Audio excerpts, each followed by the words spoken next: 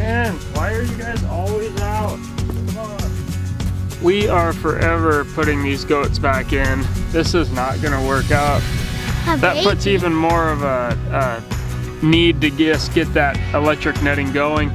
Get these goats contained, because we're planting all around the yard for perennials and just all of Bethany's flowers and all that she's trying to plant. Okay, so these guys want to eat my potatoes today, but we're doing a little back to Eden gardening method today, which is the idea of, excuse me, ma'am.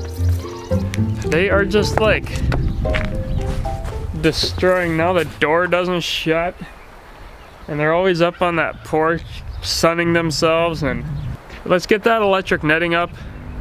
Just get this taken care of once and for all. All right, so we're out in the pasture area that we talked about, where we're gonna run these goats, and we're gonna try to get rid of some of this wormwood, some of these just things that we don't really care to have here, because we're trying to build feed value out of this. Eventually, you know, if we bale it or graze it for the cow, the milk cow or whatever, we want it to be the premium feed value here. So we did plant it. Once again, we planted a little bit of clover. We planted mostly alfalfa, intermittent wheat grass.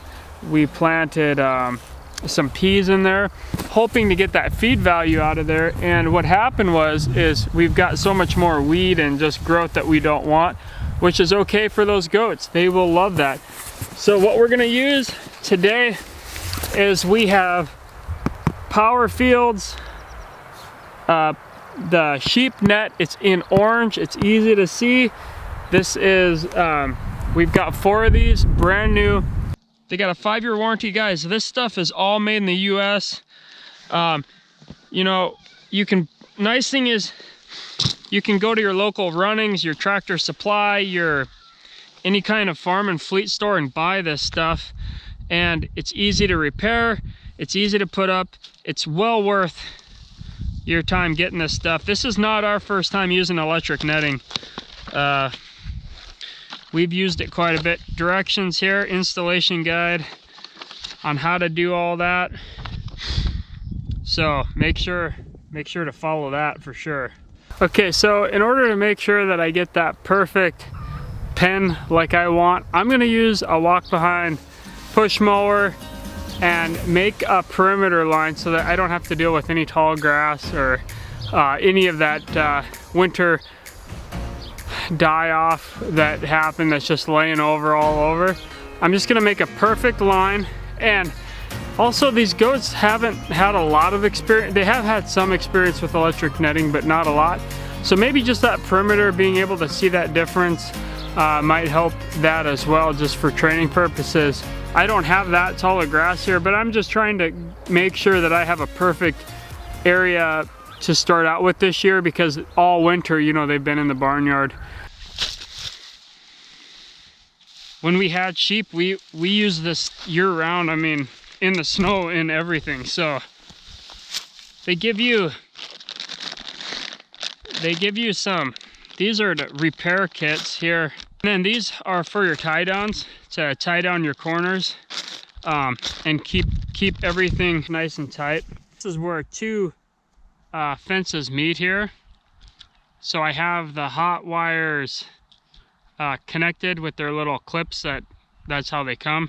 These were the strings that were holding the fencing together during shipment, so I'm just going to use those. You want to use, you know, something that's not conductive, and I just want to get those nice and close together and just see how it tightens up the whole fence, and go ahead and kind of almost sew that together so that the posts are joined well together. But then the other thing is that it really gets that fence taut. If you're having trouble and you feel like your fence is too droopy, it's not nice and tight like this when you look down, a really good option is just to get these single spiked fencing posts, you know, for electric wire. And there is some expense to that. So you know, you might not want to get a bunch of them, but it does help when you're not making perfect squares.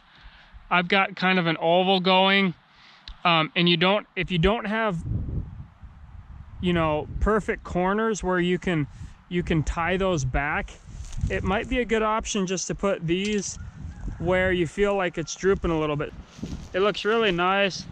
I've taken a lot of time on this pen. Once again, I just want to kind of say that normally you don't take this much time. The question is too, is this a really good alternative for homestead people, people that just have the goats for 4-H or for just family pet, or is this just a lot of work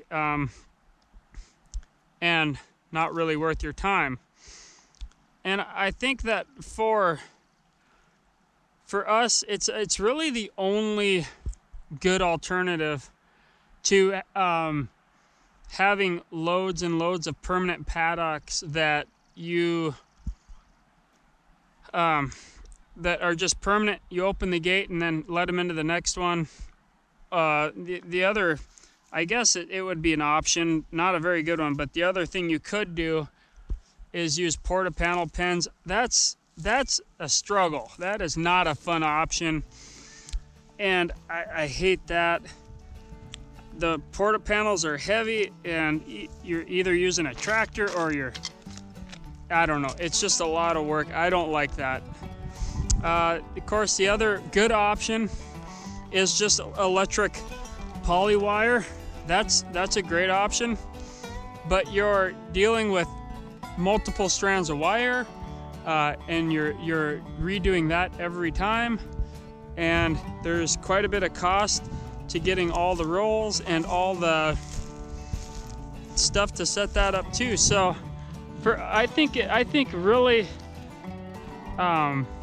this electric netting, you know, whether you get PowerFields or whatever you get, the electric netting is the best option for people that have smaller areas to do and have actually the amount of animals doesn't matter, because you could put a lot of goats in here for a short period of time and do a lot of good to this grass and move it every 2 days. So it's not based on the amount of animals that you have. It's nothing like that. It's just what do you want to accomplish. And with this rotational grazing and soil health and getting rid of the weeds and the animal health, yeah, this is a really amazing option, and I'm so excited to have it, to be able to use it, and to show others how good it can really work for them.